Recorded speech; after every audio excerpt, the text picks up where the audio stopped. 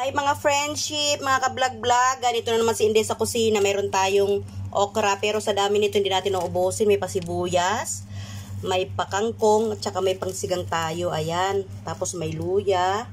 Hindi natin din nauubusin. May labanos ang laki. Hindi natin nauubusin. Yung talong, iisa ubusin natin. Tapos meron tayong sili na baluko. Ayan, may kamatis at saka buto-buto. Ayan, buto-buto. Ilang piraso lang yan. So lulutuin natin. Mag-vlog-vlog na naman tayo dito sa kusina. Yan ang buto-buto natin nasa ano. Kaya lang, iba-blanch ko muna yan sa tubig para matanggal yung kanya mga kung ano-ano man dapat matanggal dyan sa ating buto-buto sa spare ribs. Tapos meron tayong papatis. Ayan. Sausawan natin sa ating sinigang na buto-buto.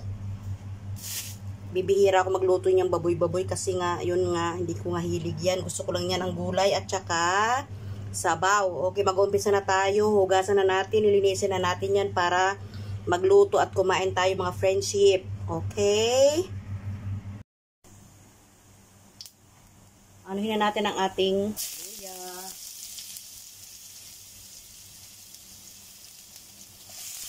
Igisa natin para masaya.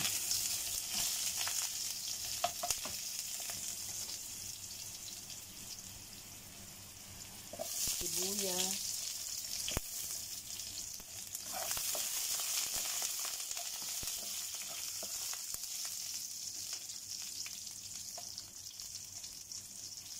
Kamatis.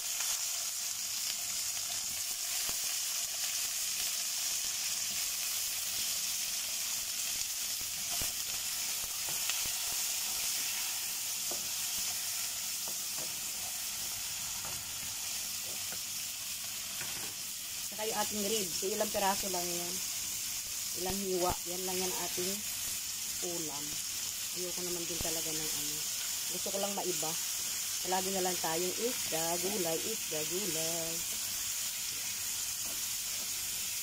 Tapos talagyan natin ng pinakulong tubig galing sa electric kettle. Para lumambot. Siyempre, para masaya, lagyan natin ng pampalasa, asin. Mamaya natin ilagay yung ibang gulay-gulay. Tsaka paminta. Ayan. Tapos tatakpan muna natin mga friendship para masaya. Tatakpan natin. Tatakpan. Mamaya natin ilagay yung ibang ano dyan. Ibang sangkap.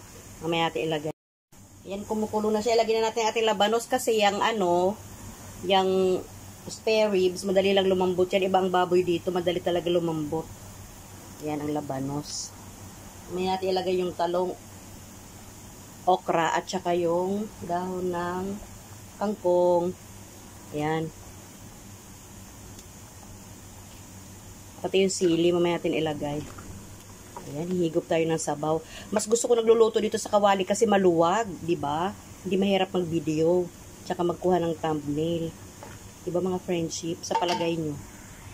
Yan ang ating ulam. Tatakpan na natin uli. Mga friendship, ilalagay natin ang talong. Ilagay natin ang talong. Ayan. Sa ating sinigang. Mamaya natin ilagay yung okra at saka yung dahon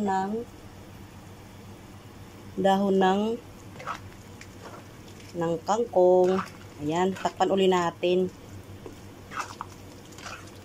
Gusto ko sinigang yung lata yung kamatis para yung ayan, nilagay na natin. Yung kamatis natin latan-lata na oh. Masarap yan kasi napunta na yung katas niya sa sabaw. Tatakpan uli natin para kumulo. Para maluto yung ating talong. Ayan, nandyan na sila sa loob.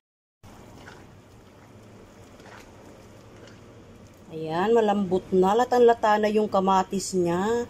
Yung ating pork, malambot na rin yan. Yung ating ribs. Ayan ang ating ribs. Yung ating talong, hindi pa masyado. Pero lalambot na lang din yan. Siyempre, may apoy. Lalambot talaga siya.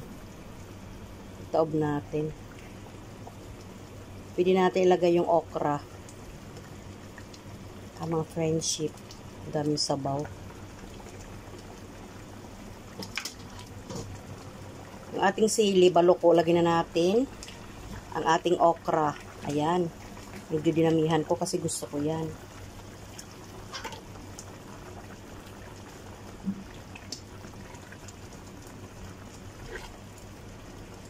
Wow, kulay orange yung sabaw. Kasi sa sa kamatis. Ayan, 'di ba? Takpan muna natin ng konti uli. Maluto yung okra, tsaka yung sili, tsaka yung talong. Tapos ilagay natin ang ating kangkong, tapos kakain na tayo. Ilagay natin ating kangkong para masaya. Tapos kakain na tayo. Diba mga friendship? Maraming salamat guys sa mga nanonood ng aking video ha. Maraming salamat sa nagtatyaga. Sa mga hindi nag-i-skip ng ads, maraming salamat.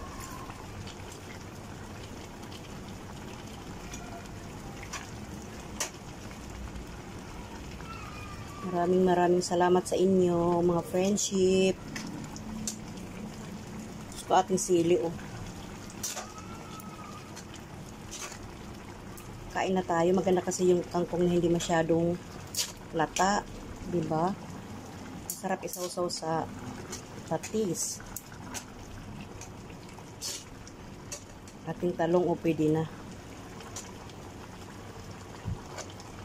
Ating okra.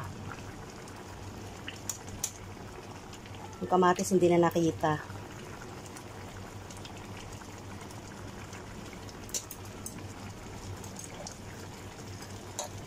Ang ating ribs. Oh, sarap.